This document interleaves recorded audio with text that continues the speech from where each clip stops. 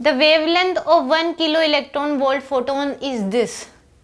What is the frequency of 1 mega electron volt photon. Wavelength of 1 kilo electron volt photon is this.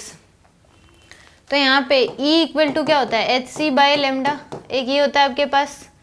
तो यहाँ पे जब wavelength की value जो है इतनी है तो एनर्जी कितनी है आपके पास, 1 किलो इलेक्ट्रॉन वोल्ट. ये hc बाय लेमडा की वैल्यू है, तो यानी कि 10 की पावर 3 इलेक्ट्रॉन वोल्ट ये किसकी है, hc बाय लेमडा. और इस केस में frequency of 1 mega electron volt और h न्यू की वैल्यू जो है वो कितनी दे दी आपको, energy equal to h nu भी होता है, इसकी वैल्यू है 10 की पावर 6 इलेक्ट्रॉन वोल्ट. तो यहाँ से हम h की वैल्यू जो आएगी वो कितनी आ जाएगी, 10 की पावर 3 इलेक्ट्रॉन वोल्ट इंटू में लेमडा डिवाइड बाय c, ये आएगी. तो यहाँ पे पुट कर दे इसको. तो यहाँ से हमारे पास 10 की पावर 3 इलेक्ट्रॉन वोल्ट इंटू में lambda divide by c equal into में न्यू इक्वल टू 10 की पावर 6 इलेक्ट्रॉन वोल्ट. तो इससे कैंसिल, ये कितना आ जाएगा 10 की पावर 3. तो न्यू की वैल्यू आ जाएगी 10 की पावर 3 इंटू में c डिवाइड बाय में लेमडा, ये आएगी फ्रीक्वेंसी.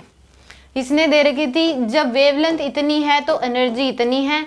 अब इस केस में फ्रीक्वेंसी बतानी है जब एनर्जी इतनी है फोटोन की.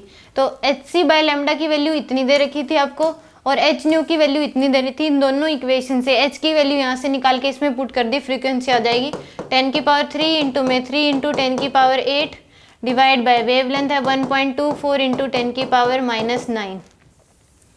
तो यहाँ से आ जाएगा 3 डिवाइड बाय 1.24 इंटू 10 की पावर 11 इंटू 10 की पावर 9. तो यह आ जाएगा आपके पास 3 डिवाइड बाय 1.24 इंटू 10 की पावर 20. तो यहाँ से अगर हम सोल्व करेंगे 3 डिवाइड बाय में 1.24 तो आएगा 2.419 इंटू 10 की पावर 20, ये आ जाएगा आपके पास. तो 2.4 इंटू 10 की पावर 20, बी ऑप्शन क्या होगा इसका करेक्ट होगा.